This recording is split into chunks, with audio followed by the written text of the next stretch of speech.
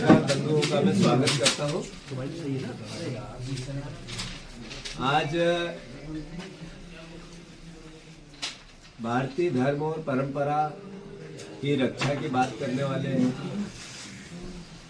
Bharatiya Janata party की सरकार ने आदरणीय परम सम्मानित शंकराचार्य जी को गंगा स्नान करने से रोक दिया। साथ ही उनके अनुयायियों को जिस तरीके से लाठी और पीटा गया, ये मैसेज है कि सिर्फ धर्म की आड़ में वोट चाहिए इनको। राजनीति में धर्म का उपयोग करके सत्ता चाहिए इनको। सच बात करने वाले राजनीतिक दल हो या सत्ता धर्म में धर्मगुरु हो, इनको कोई पसंद नहीं आता है। उसका एक उदाहरण पेश हुआ। कांग्रेस पार्टी इसकी निंदा करती है। मैं मानता हूं कि किसी भी जो सर्वोच्च स्थान होता है सनातन परंपरा का, उसमें जगत गुरु शंकराचार्य का स्थान सबसे प्रथम है। और उसके बावजूद अगर उनका इस तरीके से अनादर हुआ, यानी सिर्फ और सिर्फ वोट बैंक की राजनीति के लिए सनातन धर्म की बात करने वाले और हिंदू सम्मेलन कराने वाले लोगों का चेहरा साफ हुआ है। आदरणीय साथियों, मैंने आज जिस मूल उद्देश्य के लिए आप सबको आमंत्रित किया है, वो मूल उद्देश्य है कि मध्य प्रदेश में जैसा राहुल गांधी जी कल आए थे परसों, उन्होंने एक ट्विटर के माध्यम से बात कही। उन्होंने कहा कि राजस्थान के बाद मध्य प्रदेश सबसे ज़्यादा प्रदूषित प्रदेश है, हवा में सबसे ज़्यादा प्रदूषण है। और ये सारे आंकड़े भी प्रदूषण विभाग के बताते हैं। जो एनजीटी है, ट्रिब्यूनल, ग्रीन ट्रिब्यूनल, उसने कहा कि मध्य प्रदेश में 70% पानी पीने योग्य नहीं बचा।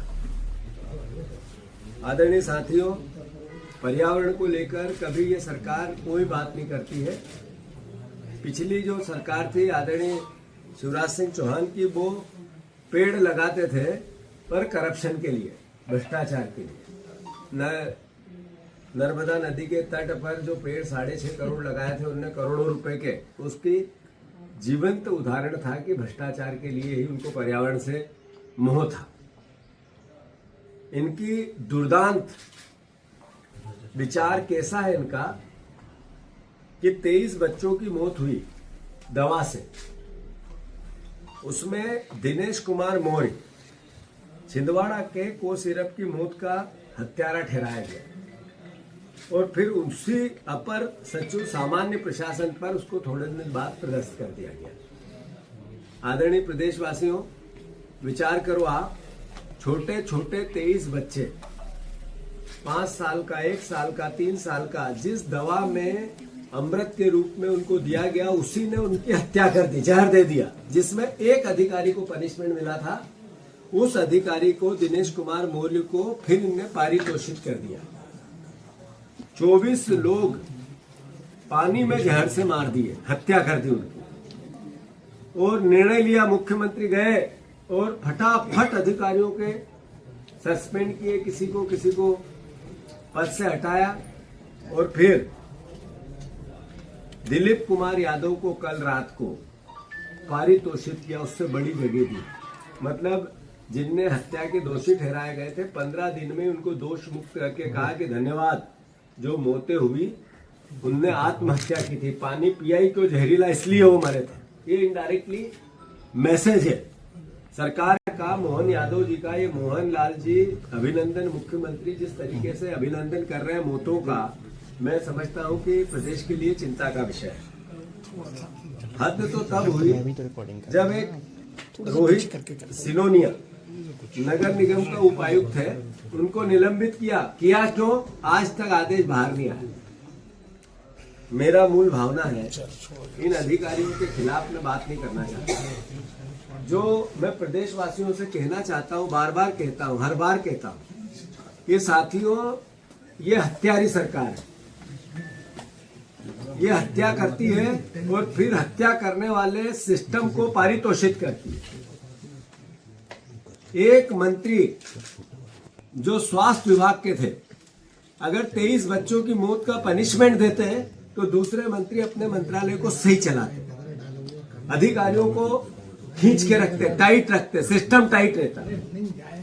पर उसके बाद 24 मौतों के बाद जो मंत्री ने पत्रकारों से लेके जनता तक अभद्रता की, देश ने देखा, दुनिया ने देखा। उसके बाद भी आज मुख्यमंत्री ने उन हत्याओं का किसी को भी दोषी नहीं ठहराया, पारितोषित कर दिया। मैं निंदा करता हूं मुख्यमंत्री जी की कि मैं बार बार कहता था आप गृह मंत्री रहने लायक नहीं। आदरणीय मोहन यादव जी, एक ये पद किसी और को दो, मैं बार बार ये बात कहता था और एनसीआरबी के आंकड़े भी चिल्ला चिल्ला के यही कह रहे हैं। अब मैं कह रहा हूं कि हमारे मोहन यादव जी को मुख्यमंत्री पद का एहसास ही नहीं है। रोज एक विज्ञापन देते हैं फ्रंट पेज पे। आज जो भोपाल की गैस त्रासदी में जाऊंगा तो विज्ञापन दूंगा 25 करोड़ रुपए के, छापो मुझे फ्रंट पेज पे। फिर मैं किसान वर्ष मनाऊंगा 26 का, तो दोनों तरफ में विज्ञापन किसान पुत्र हूं, छापो मुझे। विज्ञापन से अखबार पूरे के पूरे भरे पड़े कि और कब भरे पड़े हैं, जब 200 करोड़ रुपए रोज कर्ज लेते हैं।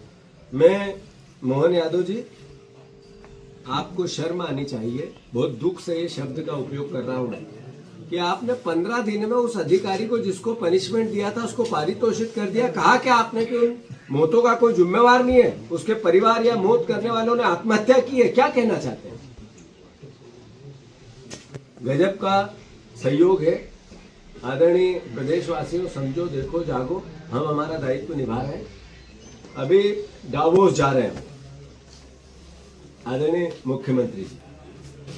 पिछले इससे पहले 32 लाख करोड़ रुपए के निवेश की घोषणाएं सरकार ने की है। उसके 100 वीडियो है, एक वीडियो नहीं है, 100 वीडियो है। 26 लाख रोजगार मिलेंगे, इसकी भी बातें हुई है, वो भी उसके 100 वीडियो है।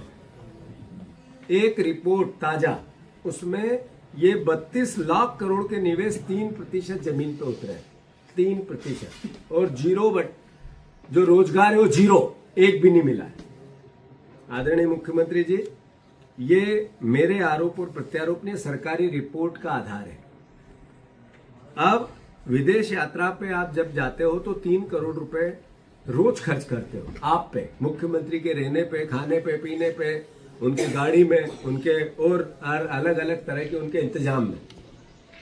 जब 3 करोड़ रुपए रोज आप खर्च करते हो, जब 200 करोड़ रुपए रोज खर्चा लेते हो, किस तरह का प्रदेश बनाना चाहते हो आप?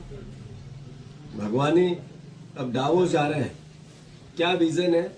जाओ, मुख्यमंत्री का दायित्व है, पर कृपया करके आप सिर्फ घूम के फिर के गाड़ियां देख के वहां के आबो हवा से मत आना। आप प्रदेश के खर्चे पे जा रहे हो। आप मोहन यादव के परिवार के, उनके कमाए हुए पैसे पे नहीं जा रहे हो, प्रदेश की खून पसीने की कमाई, टैक्स के पे जा रहे हो और कर्ज के पैसे पे जा रहे हो।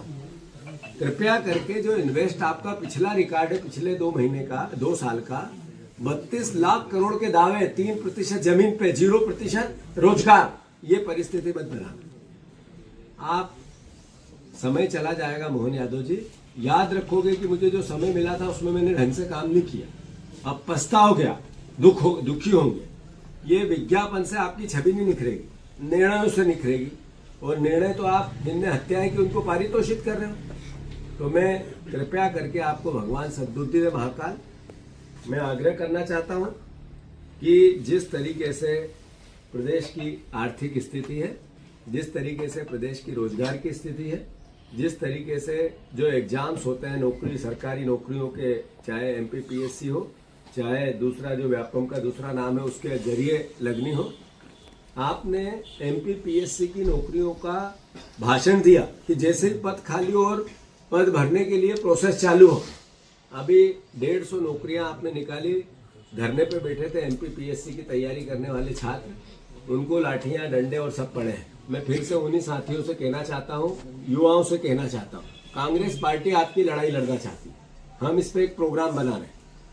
नौकरी और रोजगार को लेकर पूरी जिंदगी माता पिता पेट काट कर अपने बच्चे को जो पढ़ाते हैं, उसके लिए कांग्रेस पार्टी लड़ेगी। उन बच्चों के भविष्य के लिए लड़ेगी, उनके रोजगार के लिए लड़ेगी। और आने वाले समय में इसका भी हम बहुत ताकत से अपनी बात कहेंगे। धन्यवाद आप सभी साथियों को।